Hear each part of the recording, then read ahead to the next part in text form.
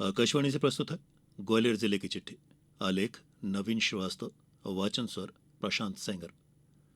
भारत निर्वाचन आयोग द्वारा जारी किए गए लोकसभा आम निर्वाचन कार्यक्रम के तहत ग्वालियर संसदीय क्षेत्र में मतदान तीसरे चरण में 7 मई को होगा। कलेक्टर और जिला निर्वाचन अधिकारी श्रीमती रुचिका चौहान ने बताया है कि आम निर्वाचन कार्यक्रम के तहत ग्वालियर संसदीय क्षेत्र में 12 अप्रैल से 19 अप्रैल तक नाम निर्देशन पत्र दाखिल किए जा सकेंगे। नाम निर्देशन पत्रों की जांच 20 अप्रैल को होगी और निर्वाचन कार्यक्रम के तहत 22 अप्रैल तक नाम वापस लिए जा सकेंगे। ग्वालियर संसदीय क्षेत्र में मतदान के लिए 7 मई की तिथि निर्धारित की गई है। मतों की गिनती 4 जून को होगी। ग्वालियर संसदीय क्षेत्र में कुल 21,40,297 मतदाता हैं। इनमें ग्वालियर जिले की 6 विधानसभा सीटों ग्वालियर ग्रामीण, ग्वालियर, ग्वालियर पूर्व, ग्वालियर दक्षिण, भितरवार और डबरा विधानसभा क्षेत्रों के 16,27,466 मतदाता शामिल हैं। इसके अलावा शिवपुरी जिले के करेरा और पोहरी विधानसभा क्षेत्र के कुल 5,12,831 मतदाता भी ग्वालियर संसदीय क्षेत्र में शामिल हैं। ग्वालियर के पुलिस अधीक्षक धर्मवीर सिंह ने कहा है कि जिले में स्वतंत्र और निष्पक्ष चुनाव कराने के लिए पुलिस पूरी तरीके से मुस्तैद है।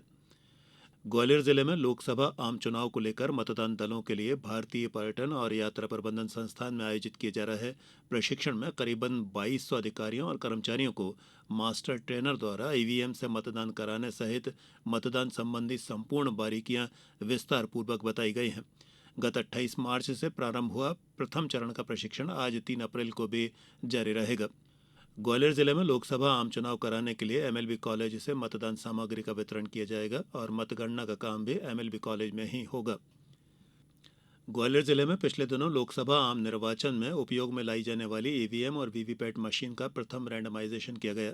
ग्वालियर जिले के सभी विधानसभा निर्वाचन क्षेत्रों के लिए कुल 1,988 बैलेट यूनिट, इतनी ही कंट्रोल यूनिट और 2,153 वीवीपैट का निर्धारण प्रथम रैंडमाइजेशन में हुआ है। ग्वालियर जिले में कुल 1,659 मतदान केंद्र हैं। इनमें ग्वालियर ग्रामीण में 268, ग्वालियर में 302, ग्वालियर पूर्व में 319, ग्वालियर दक्षिण में 249, भीतरवार में 266 और विधानसभा क्षेत्र डबरा में 255 मतदान केंद्र शामिल हैं। ग्वालियर लोकसभा चुनाव स्वतंत्र, निष्पक्ष और शांतिपूर्ण ढंग से संपन्न कराने के उद्देश्य से कलेक्टर और जिला दंडाधिकारी श्रीमती रुचिका चौहान द्वारा जारी आदेशानुसार जिले में शस्त्र जमा करने की तिथि बढ़ा दी गई है।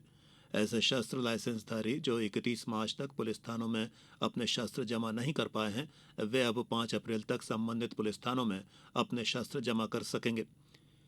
ग्वालियर जिले में भी आदर्श चुनाव आचरण संहिता लागू होते ही सी विजिल ऐप पर शिकायतें प्राप्त होने लगी हैं। 1 अप्रैल तक जिले में 128 शिकायतें प्राप्त हुई हैं। ग्वालियर जिले के सभी विधानसभा क्षेत्रों में मतदाताओं को जागरूक करने के उद्देश्य से स्वीप यानी systematic voters education and electoral participation के तहत विविध गतिविधियां आयोजित हो रही हैं।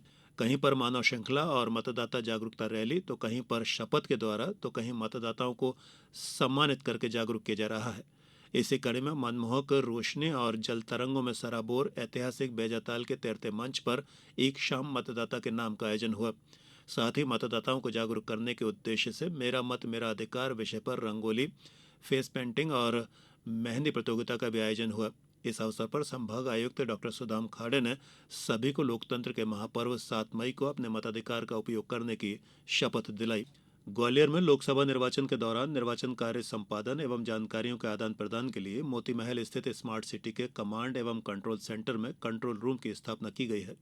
ग्वालियर जिले में पिछले दिनों समर्थन मूल्य पर गेहूं, चना और सरसों उपार्जन के लिए की गई तैयारियों की कलेक्टर ने समीक्षा की। बैठक में जानकारी दी गई कि जिले में गेहूं उपार्जन के लिए इस साल 14,377 किसानों ने पंजीयन कराया है, जो पिछले साल से लगभग 1100 अधिक है। जिले में पंजीकृत किसानों से फसल उपार्जन के लिए 47 खरीदी केंद्र भी स्थापित किए गए हैं। इसके साथ ही ग्वालियर जिले की चिट्ठी समाप्त हुई।